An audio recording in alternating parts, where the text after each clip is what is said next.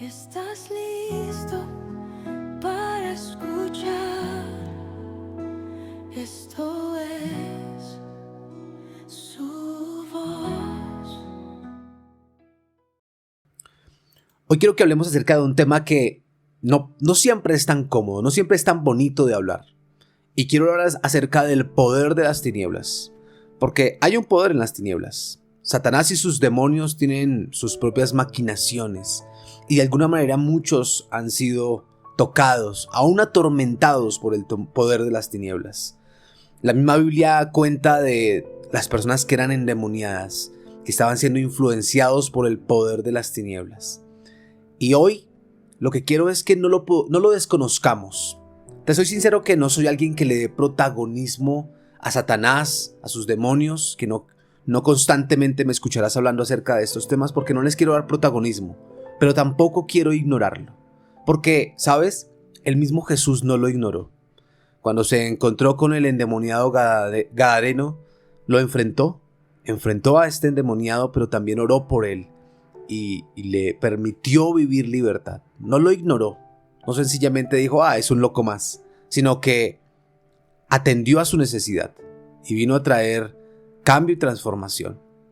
Así que hoy no quiero que lo neguemos, porque la misma Biblia nos habla de su existencia. Sí, existe el poder de las tinieblas, existe Satanás y sus demonios, y tienen un poder de influencia. Pablo precisamente hablaba acerca de que tuviésemos el casco, ¿verdad? Hablando acerca de la armadura de Dios, para poder evadir los dardos del enemigo. De alguna manera hay un poder que no podemos negar, que efectivamente está. Es más, en la misma vida, en el mismo mundo como hoy lo vemos el poder de las tinieblas. También vemos cómo hombres y mujeres han usado el poder de las tinieblas para sus propios intereses, para la venganza o para manipular. Y lo vemos en la brujería, por ejemplo. Y ese es el poder de las tinieblas. Así que quiero comenzar diciéndote que las tinieblas existen, pero nunca han gobernado por encima de Dios. Y eso es precisamente el primer punto. El mundo espiritual es real. Así es. Existe una dimensión invisible que influye en el mundo visible. Las escrituras lo hablan claramente y hablan claramente de ella. Un caso es cuando Daniel estaba esperando una respuesta de parte de Dios. Y Dios envía un ángel y el ángel le dice a Daniel que se le había opuesto el príncipe de Persia, hablando acerca de un poder espiritual con el que había tenido que enfrentarse.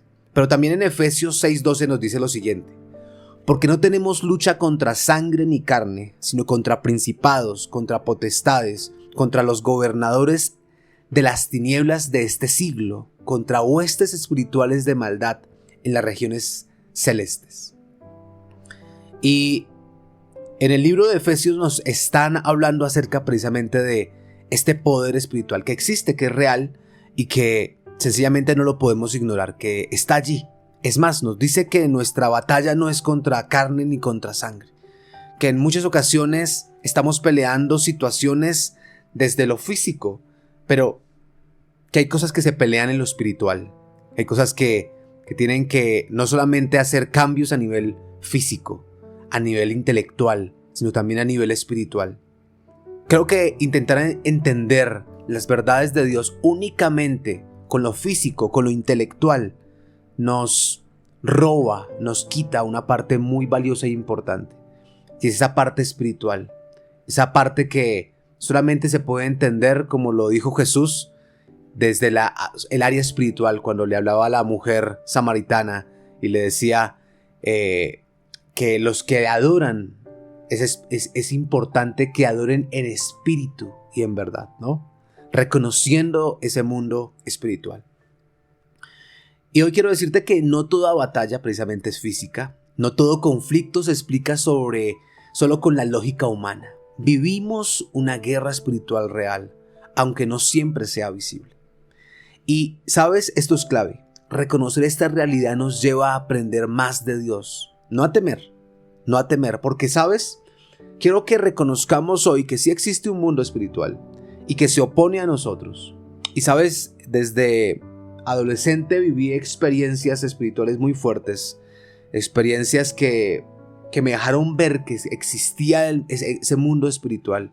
Y recuerdo que tuve una experiencia bien fuerte que la cuento en mi libro Rompiendo el Hielo, y también en su voz lo cuento rápidamente. Y tuve esas experiencias espirituales de percibir presencias demoníacas, ¿no? Y sentir esa presencia y ese temor, pero también me llevó a ver, y fue una de las conclusiones que me llevó a acercarme a Dios, y le dije a Dios: Señor, pues si existe el mundo de las tinieblas, si existe el poder de las tinieblas, debe existir tu poder. Y yo quiero encontrar tu poder, yo quiero acercarme a ti, yo quiero conocerte a ti. Esa realidad me acercó a Dios. Y ahora, número 2, quiero hablarte acerca de que existe la maldad y el uso torcido del poder espiritual. ¿Sí? La Biblia muestra casos reales de personas que usaron el poder de las tinieblas para su propio beneficio. Ejemplo, en Egipto, los hechiceros, los adivinos, personas que buscaban poder por fuera de Dios. Aún hay un caso en el Nuevo Testamento donde hablan acerca de una mujer que estaba siendo esclavizada y que tenía un tipo de por decirlo así, como de habilidad para adivinar, ¿no? Le decía las verdades a las personas. Y existe esto, te quiero decir que existe. Claro que sí, existe la adivinación. Personas que pueden, a través del mundo espiritual, pero de las tinieblas, pueden adivinar y pueden, de alguna manera, pueden saber cosas de personas. Claro que sí. Y de pronto, algunos que escuchen hoy esto digan: ¿pero de qué estás hablando, David? Eso no es real. Pero la Biblia misma lo dice. Habla acerca de esos casos. De personas que tenían este tipo de habilidades, pero que no venían de parte de Dios. Y Satanás es un imitador. La adivinación, la brujería, se parece mucho a un don, que es el don de la profecía, que no tiene que ver con las habilidades de un ser humano, sino que tiene que ver más bien con un don dado por Dios, un regalo dado por Dios, que cuando es bien usado, se usa desde la perspectiva de cuando Dios guía a decir o a hacer algo, y no desde nuestro propio beneficio o nuestra propia manipulación. Deuteronomio 18, 10 al 12 dice: no se ha hallado en ti quien haga pasar a su hijo o a su hija por el fuego.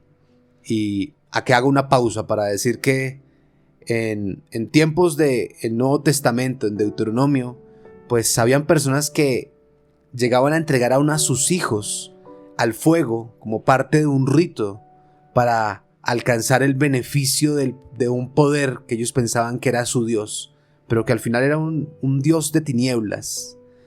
Y sigue diciendo el versículo: ni quien practique adivinación, ni agorero, ni sortilego, ni hechicero, ni encantador, ni adivino, ni mago, ni quien consulte a los muertos, porque es abominación para con Jehová cualquiera de estas cosas. Y hay veces en un mundo moderno como el que vivimos hoy, que tiene tantas cosas tan diferentes, tan de cuidado, pues hay muchas cosas que hemos normalizado. Por ejemplo, para muchas personas han normalizado el uso de el horóscopo como una manera de consultar qué les puede pasar, qué puede seguir para sus vidas. Pero al final es un tipo de adivinación, ¿no? Que, como lo dice este versículo, que es abominación, es decir, no le agrada a Dios, no es agradable a Dios, no viene de Dios. Y eso es muy importante, no viene de Dios, no es de la guía de Dios. En la actualidad utilizamos el horóscopo, está el tarot en la actualidad también, ¿no? Personas que van a consultar a adivinos, a brujos, para intentar que algo cambie en sus vidas. Y eso me dice algo. Por un lado me dice que hay muchas personas que todavía no conocen, que hay ignorancia a nivel espiritual de estos temas, que no saben que para Dios es desagradable esto. Pero por el otro, me habla de un deseo de buscar a Dios. Lo que sucede es que en muchas ocasiones lo buscamos en el lugar equivocado. En cosas que parecen espirituales, pero no lo son. En cosas que no son correctas. Y quiero recordarte lo que dice este versículo.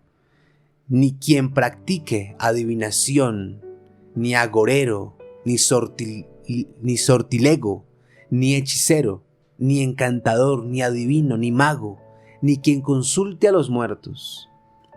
Y sabes, yo sé que tenemos personas que de pronto han partido y están hoy con Dios e intentamos hablar con ellos, pero quiero decirte que no hay comunicación directa en este momento, que respetamos por supuesto su memoria de las personas que ya partieron, pero que hablar con ellos no es precisamente, lo dice acá, ni quien consulte a los muertos, porque, ¿sabes? No es agradable ante Dios.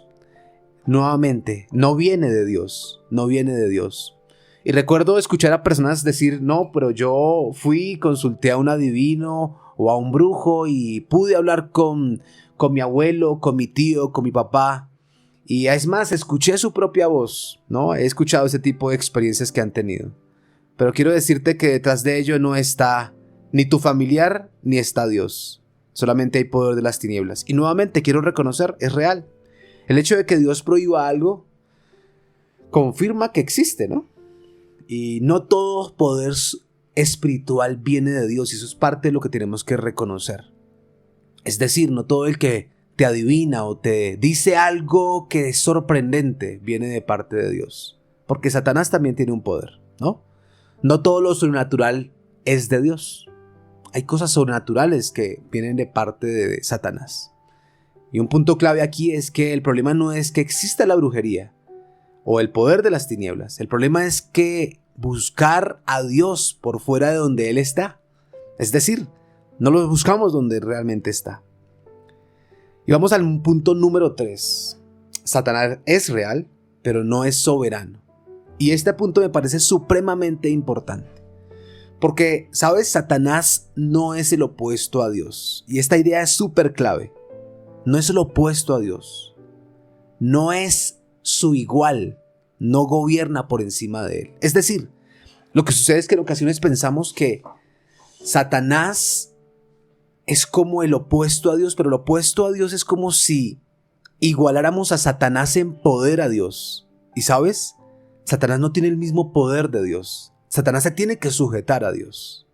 Así como Jesús, cuando nuevamente está al frente del endemoniado gadareno, y le dice el demonio, le dice la legión que estaba allí, le dice, ¿por qué nos atormentas antes de tiempo? Aún las tinieblas, aún los demonios saben que tienen un tiempo y que su tiempo se va a acabar, ¿no? Y también saben que Él es autoridad. Aún saben que si el Rey de los cielos, que el Creador del universo, les ordena algo, tienen que obedecer. Y eso fue parte de lo que mostró Jesús con el endemoniado gadareno, porque le dio una orden de que se fuesen, y se fue a los cerdos, y dice la Biblia que se fueron por un peñasco, ¿no? Pero esto nos habla precisamente de que no es Satanás el opuesto en cuanto a poder, porque Satanás sencillamente no tiene el poder que tiene Dios. Dice Job 1:12, y dijo Jehová a Satanás, he aquí, estaban hablando acerca de Job, y Satanás quería hacerle daño a Job. Y Satanás estaba allí queriendo, pero Dios era el que de alguna manera le permitía ir hasta cierto punto. Y dice, he aquí, todo lo que tiene está en tu mano, solamente no pongas tu mano sobre él. Es decir, Satanás quería hacerle daño a alguien, pero Satanás no podía hacerlo sin la autorización de Dios. Porque, nuevamente, Dios es soberano. No estamos en medio de una batalla en la que las tinieblas están ganando una parte y el cielo, la luz, está perdiendo otra parte. No, la batalla ya fue definida. Sencillamente estamos en un tiempo de conclusión. Porque como te lo decía, aún los demonios saben que hay un tiempo final para ellos. Así que Satanás tiene límites, no puede hacer lo que quiera. No actúa con libertad absoluta. Todo ocurre bajo la guía de Dios y hasta donde Dios se lo permite. Así que el enemigo actúa, pero solo hasta donde Dios lo permite. Y entonces, aquí puede venir una gran pregunta, y es mi punto número 4 de este mensaje. ¿Por qué Dios permite el mal? Y, ¿sabes? Aquí vamos a hablar de un tema bien profundo. Dios nunca prometió que el mundo iría mejor antes de su regreso. Al contrario, nos dijo que se empeoraría, ¿no? Dice Mateo 24:12. Y por haberse multiplicado la maldad, el amor de muchos se enfriará, ¿no? Hablando acerca de los últimos tiempos. Dice que se habrá multiplicado la maldad. Y creo que estamos viviendo tiempos así. Cada vez se está multiplicando más la maldad. Y el amor de muchos se va a enfriar. He escuchado a una persona decir, estoy dudando si quiero seguir a Dios o no. El amor de muchos se enfriará. Lucas 17:26 nos dice, como fue en los días de Noé, así también será en los días del Hijo del Hombre. ¿Y esto qué significa? Donde llamamos a lo bueno malo, a lo malo bueno, donde nos permitimos hacer lo que Dios dice que no se puede hacer. En los tiempos de Noé, también el hombre había decidido que no era hombre, sino que era mujer, ¿no? Y hoy estamos así. Estamos en los tiempos de Noé. El aumento del mal no significa ausencia de Dios, significa cumplimiento. Significa que Dios ya lo sabía. Pero la clave está aquí, y es que Dios quiere de alguna manera darnos la oportunidad. ¿La oportunidad de qué? De que muchos seamos restaurados, de tener oportunidad de conocer a Dios. Muchos piensan que Dios no actúa porque no interviene de inmediato. Pero segunda de Pedro 3:9 nos dice, el Señor no retarda su promesa, según algunos tienen por tardanza, sino que es paciente para con nosotros, no queriendo que ninguno perezca, sino que todos procedan al arrepentimiento. Y esta parte es clave. No queriendo que ninguno perezca, sino que todos procedan al arrepentimiento. Y sabes, yo siempre he dicho que en ocasiones hay un devocional bien viejito que me gusta mucho que dice, te deseo una crisis. Porque justamente en medio de las dificultades, en medio de los momentos difíciles, reconocemos y buscamos a Dios. Y muchos, lo peor que nos puede pasar es que la vida nos medio funcione. Porque cuando la vida nos medio funciona, entonces no nos acercamos a Dios. No damos un paso hacia Él. No buscamos una transformación profunda. Así que en ocasiones lo mejor que nos puede pasar es vivir una crisis fuerte, que las cosas no estén realmente bien.